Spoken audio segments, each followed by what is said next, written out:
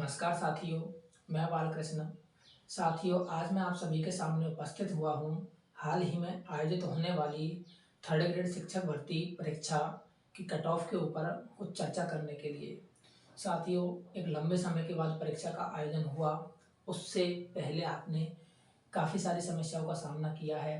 परीक्षा रद्द हुई है, परीक्षा काफ़ी बार आगे खिसकी है और एक लंबे समय अंतराल के बाद लगभग 3-4 साल के अंतर के बाद ये परीक्षा आयोजित हुई है। अब इसके बाद हो सकता है किसी साथी का परिणाम उसके मन मुताबिक ना आए और हो सकता है किसी साथी का परिणाम उसके मन मुताबिक आ जाए। हो क्या सकता है कि कुछ ना कुछ अभ्यर्थियों का परिणाम तो उनके मन मुताबिक आएगा साथियों, और कुछ अभ्यर्थियों का परिणाम उनके मन मुताबिक नहीं आएगा। अब परीक्षा आयोजन के बाद से ही अभ्यर्थी करता क्या है कि उसको एक कहीं न कहीं डर रहता है कि उसके जो अंक बन रहे हैं, ये अंक उसके पर्याप्त है या पर्याप्त नहीं है। क्या वो सेफ ज़ोन के अंदर है या वो सेफ ज़ोन के अंदर नहीं है।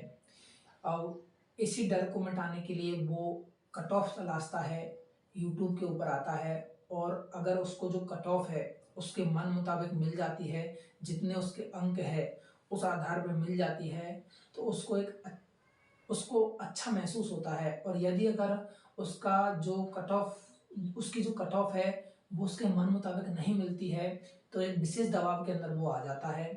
अब कोई साथी कट ऑफ ज़्यादा बता रहा है यूट्यूब के अंदर और कोई साथी कट ऑफ कम भी बता रहा है। साथियों, मैं इस लफड़े के अंदर नहीं पड़ रहा हूँ। मैं आपको एक मोटा-सा आइडिया दे रहा हूँ कि L1 और L2 के अंदर जिन साथियों के 90 प्लस में अगर प्रश्न सही बन रहे हैं, तो वो सभी आश्वस्त रहे, और जिसके 90 से कम प्रश्न बन रहे हैं, वो थोड़ा-सा क्या है अपने जो भविष्य में आने वाली जो परीक्षाएँ हैं, उनके लिए अभी से तैयारी शुरू कर दें। तैयारी तो 90 से ऊपर वाले अभ्यर्थियों को भी शुरू करनी चाहिए साथियों, क्योंकि परिणाम का कोई विश्वास नहीं है कि परिणाम कैसा आएगा, कैसा नहीं आएगा। साथियों, आप यूट्यूब के ऊपर कट ऑफ देख-देख कर अब काफ़ी समय हो चुका है, आपने काफ़ी सारे वीडियोज़ में कट ऑफ देख ली है, और उसके बाद आप में से काफ़ी सारे साथी दबाव में भी चल रहे हैं और काफ़ी सारे अभ्यर्थी जो है वो टेंशन फ्री है। साथियों, दोनों के लिए ही मैं आपको एक बात बोल रहा हूँ कि जिन साथियों का परिणाम अच्छा रहेगा, उनको भी आगे भविष्य में कुछ करना ही है, तो वो भी अभ्यर्थी आगे आने वाली परीक्षाओं की तैयारी करेंगे, और जिन अभ्यर्थियों का परिणाम उनके मन मुताबिक नहीं रहेगा, तो उनको तो भविष्य में आगे आने वाली भर्ती परीक्षाओं के लिए कुछ करना ही पड़ेगा साथियों। तो साथियों, ज़्यादा मैं कुछ बात करूँगा नहीं इसके ऊपर।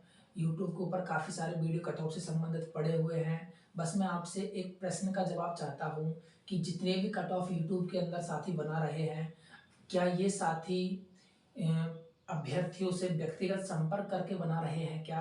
तो मुझे लगता है कि इनमें से किसी भी किसी ने भी मतलब अधिकतर व्यक्तियों ने पर्सनल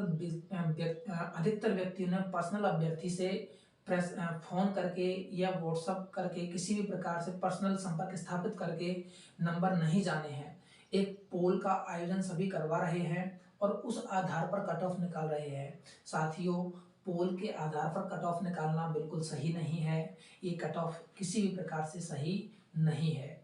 इसका परिणाम से कोई संबंध नहीं रहेगा। ये कट ऑफ अगर बाई चांस हो सकता है कि निकल जाए सही किसी साथी की, तो निकलने के बाद वो साथी हंगामा मचाएगा कि देखो मेरी कट ऑफ सही है, मेरी कट ऑफ सही है, मैंने बोला था ये है, वो है।